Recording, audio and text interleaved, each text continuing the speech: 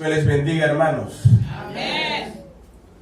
Otra vez, gracias a Dios por estar aquí. Vinimos de estar tratando la interpretación que Daniel interpretó para el rey Nabucodonosor. Vimos que Dios estaba con Daniel a pesar de todo lo que estaba pasando. Pero vimos también cuando habíamos terminado con que vimos que el imperio de rey Nabucodonosor va a perder su poder y será reemplazado por el imperio de Persa. ¿Ok?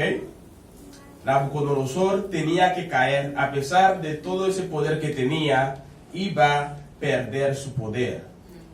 Pero el rey también había dicho que si alguien no me puede decir el sueño que yo tuve y interpretarlo, lo iba a matar.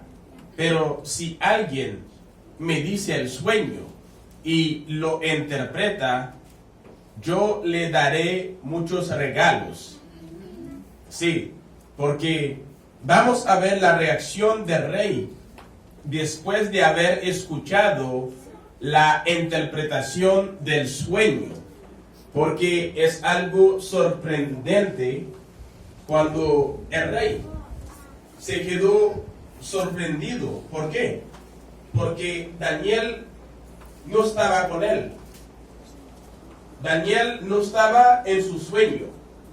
Pero Dios le reveló a Daniel el sueño que tuvo el rey. Y el rey se quedó sorprendido al escuchar que Daniel sabía el sueño que él tuvo y también pudo interpretar este sueño.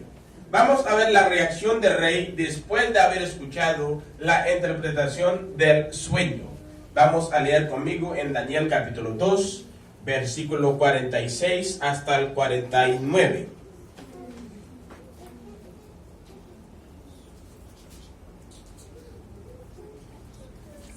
Dice así: Entonces el rey Nabucodonosor se puso de rodillas delante de Daniel, inclinó la cabeza hasta el suelo y mandó que le ofrecieran sacrificio e incienso.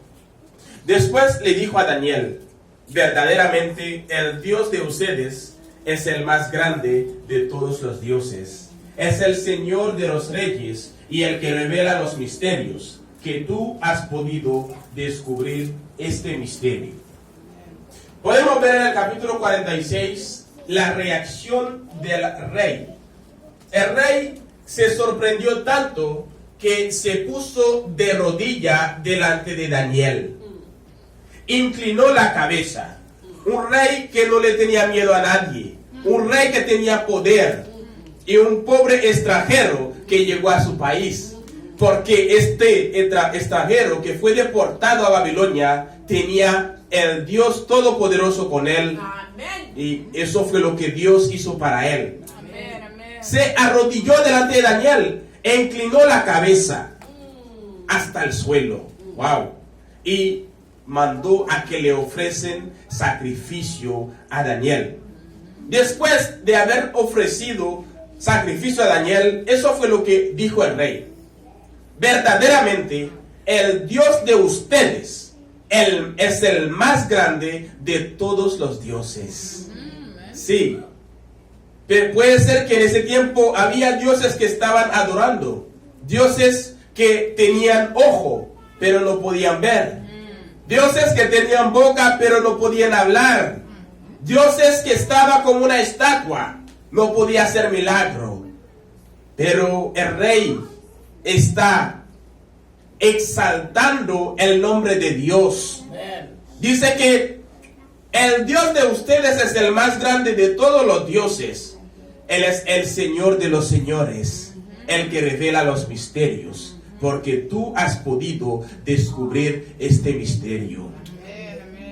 Déjame decirte algo. En este mundo puede haber gente con mucho poder. Puede haber gente con mucho poder, con mucha influencia. Pero si Dios no te da, no puedes tomar. Puedes tener poder, pero Dios tiene tu poder limitado. Sí, puedes tener todo poder. Puedes tener poder para hacer sufrir a la gente, para deshacer y hacer. Pero tenemos un Dios que tiene todo el poder. Eso fue lo que está diciendo el rey Nabucodonosor. Y luego el rey puso a Daniel en un alto puesto y le hizo muchos espléndidos regalos. El rey le puso en un puesto muy alto y después le dio mucho regalo. Lo nombró gobernador de la provincia de Babilonia y jefe supremo de todos los sabios de aquella nación. Mira lo que Dios hace para uno. Cuando uno mantiene firme la palabra de Dios, cuando uno le está sirviendo a Dios y sabe que Dios todo lo puede y confía en Dios, no importa la circunstancia, pues Daniel no defraudó a Dios y Dios lo recompensó así. Sí, lo nombraron gobernador de la provincia de Babilonia. Algo increíble. Un hombre que fue deportado. ¿Quién iba a decir que tenía esperanza para tener un puesto tan alto? Pues Dios todo lo puede. Y además de que Daniel había conseguido este puesto, Daniel le hizo una petición al rey. El rey le dijo: pon a mis amigos, a mis compañeros, denle el cargo. El rey puso a Sadrach, Mesach y Abednego en importantes cargos de la administración de la provincia de Babilonia, y Daniel mismo se quedó en la corte del rey. Sí, eran ellos 4 que ya estaban aquí, y Daniel no quería estar trabajando solo, pensó en ellos, pues le pidió al jefe, al rey, para que le diera cargo a ellos, y ellos estaban a cargo de la provincia de Babilonia, y Daniel mismo se quedó trabajando en el palacio del rey. ¿Sabe qué es lo más importante? Había sabios del país de Babilonia mismo que estaban trabajando. Los astrólogos que estaban trabajando en el palacio del rey. Pero ¿qué hizo Dios? Dios hizo que Daniel se convirtiera en el jefe supremo de todos los sabios. Sí, de todos los sabios. Pues Dios, hay que darle gracias cada vez que nos levantamos. Y hay que darle gracias por todo lo que Dios ha hecho para nosotros. Hay cosas que Dios ha hecho para nosotros, no lo hemos visto. Pues hay que darle gracias en todo momento. Dice muy bien que después del cuarto imperio, Dios va a establecer su reino para siempre. Y de ahí el mundo va a ser dirigido por Dios. Porque la palabra de Dios no puede ser mentira. Sí, la palabra de Dios no puede ser mentira. Y es por eso, todos los imperios que estaban gobernando estaban según el orden que Dios les había dado. Tenían autoridad sobre el mundo entero y sobre animales. Tenían poder. Vamos a leer conmigo en Esdras 1, versículo 1 a 2. Esdras 1, versículo 1 hasta el 2, para ver qué dice. ¿Sí? Repito, Esdras 1.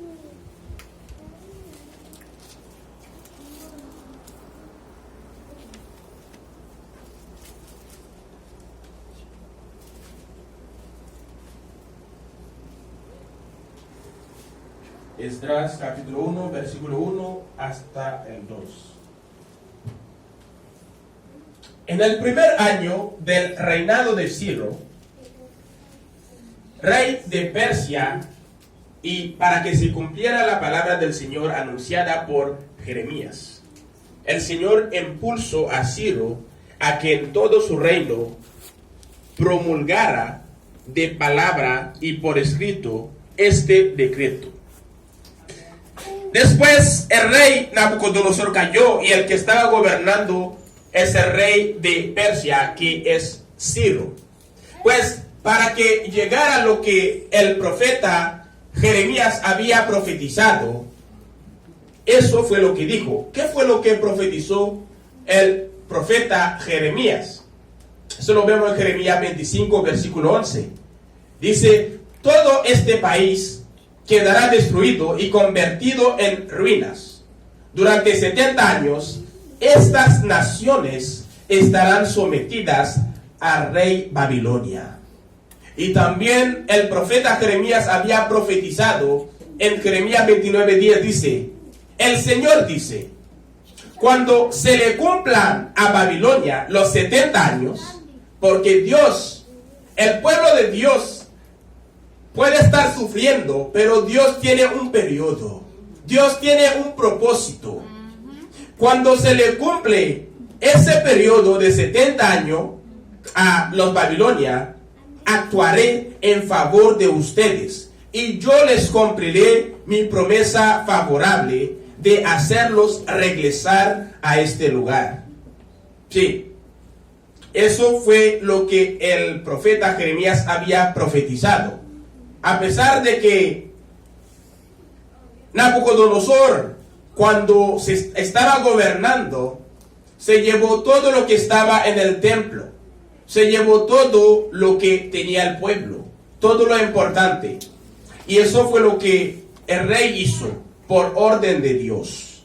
Ciro, rey de Persia, declara lo siguiente: el Señor Dios de los cielos ha puesto en mis manos todos los reinos de la tierra y me ha encargado que le construya un templo en Jerusalén que está en la región de Judea, en la región donde el rey Nabucodonosor se había llevado todo. Pues lo que Dios dice, lo que Dios deja que los profetas profetizan, pasará. No importa cuánto tiempo, pero llegará. Asimismo, es como Dios va a establecer su reino para siempre. Toda la tierra va a estar al mando de Dios. No va a haber desobediencia. El mundo entero va a ser sometido bajo la autoridad de Jesucristo. Porque la piedra que el rey Nabucodonosor vio en el sueño que él tuvo, la piedra que vino y golpeó a la estatua, esa piedra significa el reino de Dios que había nacido en el día de Pentecostés.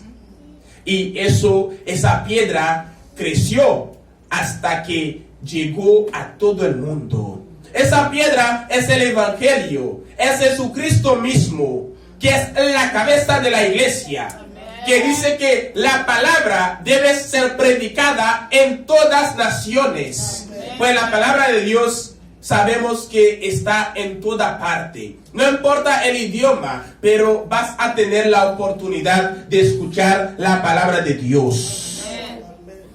Sí. Pero también te queremos decir que el reino de Cristo ya existía.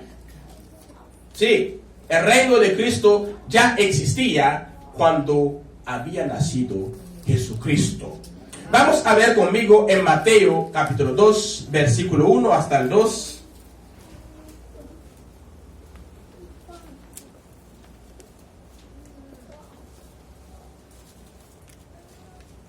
Mateo 2, versículo 1 hasta el 2.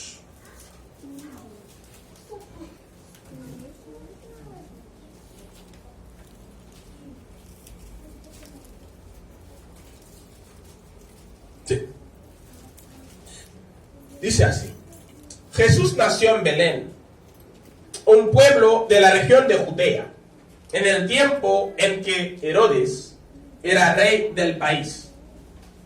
Llegaron por entonces a Jerusalén unos sabios del oriente que se dedicaban al estudio de las estrellas y preguntaron: ¿dónde está el rey de los judíos? que ha nacido, pues vimos salir su estrella y hemos venido a adorarlo. Los reyes que habían estudiado estrellas, cuando vieron, según la profecía, cuando vieron la estrella que había salido, sabían que el rey había nacido. Y ellos fueron a Jerusalén para adorar al rey. Pues sabemos muy bien que no puede haber un reino sin rey. ¿No es así? No puede haber un reino sin rey. Pues, ¿qué es un reino? Un reino es un estado gobernado por un rey. Eso es lo que es el significado de un reino. Pues no se olviden la declaración que hizo Jesús. El reino de Dios ya está dentro de ustedes. Sí, el reino de Dios ya está entre ustedes. Vamos a leer conmigo en Lucas capítulo 17, versículo 20 hasta el 21, para ver que Jesucristo les había dicho que ya su reinado, ya su reino estaba entre ellos. Lucas 17, 20 al 21. Los fariseos le preguntaron a Jesús, ¿cuándo había de llegar el reino de Dios? Y él les contestó, la venida del reino de Dios no es algo que todo el mundo puede ver. No se va a decir aquí está o allí está, porque el reino de Dios ya está entre ustedes. Sí, eso fue lo que los fariseos que le acercaron a Jesús para preguntarle, ¿cuándo va a llegar el reino de Dios? ¿Cuándo llegará? Pues Jesucristo dijo que el reino de Dios no es algo que la gente puede ver con sus ojos. No es algo que la gente puede hacer propaganda para esto. La gente no lo puede ver con sus ojos. No es algo que la gente va a decir, aquí está el reino de Dios o allá está. Así no es, porque el reino de Dios ya está entre ustedes. Sí, el reino de Dios se estableció en el día de Pentecostés, cuando nació la iglesia. Y hasta ahora sabemos que hay mucha gente que han creído en Dios, que han aceptado la palabra de Dios y saben que Cristo es el Salvador. Pues hay gente que dice que el reino de Dios está y los otros reinos seguirán existiendo. Pues el reino de Dios tiene dos fases. La fase terrenal y la fase celestial. Sí. El reino de Dios tiene dos fases. La fase terrenal y la fase celestial. Mientras que estamos en la fase terrenal, los leones habitan con las ovejas. ¿Qué significa eso? Mientras que estemos en la fase terrenal, los malvados seguirán viviendo con los cristianos. Debemos seguir viviendo con los malvados. Esa es la fase terrenal. Pues sabemos que llegará un día que Dios pondrá fin al gobernamiento de los hombres, cuando ellos quieren estar contra el pueblo de Dios. Cuando ellos deciden acabar con el pueblo de Dios. Puede ser que ahora, en este tiempo, en este momento, estás sirviendo a Dios sin ninguna preocupación, sin ningún problema. Pero va a haber momentos que llegará que no vas a poder servir a Dios así, con tranquilidad. Por eso que les estimulo a que mantengan firme, a que sirvan a Dios bien de corazón. Saben lo que estén buscando. Sí. Y cuando ellos van a querer estar o van a querer acabar con el pueblo de Dios, pues allí Jesucristo, que es el rey de ese reino, aparecerá y destruirá la bestia. La bestia simboliza el poder de los hombres. Sí. Los hombres tienen muchos poderes. En el último tiempo van a levantar contra el pueblo de Dios. Pero Dios va a poner fin al gobernamiento de los hombres cuando llega. Porque ese reino, que es la iglesia, pertenece a Cristo. Pues cuando ellos quieren acabar con ese reino, Jesucristo va a aparecer y va a destruir la bestia que simboliza el poder de los hombres. Después de la destrucción de la bestia, Cristo va a establecer su reino eterno sobre toda la tierra. Hay mucha gente que pregunta sobre la cuarta bestia. Hay gente que dice que si la cuarta bestia, si su reinado será destruido, entonces vendrá el reinado de Cristo. Eso es lo que dicen. Pues hay una cosa que el profeta Daniel no reveló. Hay un secreto que no reveló. La bestia tenía que recibir un golpe mortal, pero se va a curar, va a retomar su fuerza de nuevo. Vamos a verlo en Apocalipsis capítulo 13. La bestia va a recibir, o ya recibió un golpe mortal, pero va a retomar su fuerza. Y vamos a ver qué dice en Apocalipsis capítulo 13, versículo 1. Hasta el 4. Y cuando esta bestia retome su fuerza, va a ser tan poderoso que la gente va a decir: ¿quién podrá contra él? Vamos a leer Apocalipsis 13, versículo 1 hasta el 4. Vi subir del mar un monstruo que tenía 7 cabezas y 10 cuernos. En cada cuerno tenía una corona, y en la cabeza tenía nombres ofensivos contra Dios. Este monstruo que yo vi parecía un leopardo y tenía patas como de oso y boca como de león. El dragón le dio su poder y su trono y mucha autoridad. Una de las cabezas del monstruo parecía tener una herida mortal, pero la herida fue curada y el mundo entero se llenó de asombro y siguió al monstruo. Adoraron al dragón porque había dado autoridad al monstruo, y adoraron también al monstruo diciendo: ¿quién hay como este monstruo? ¿Y quién podrá luchar contra él?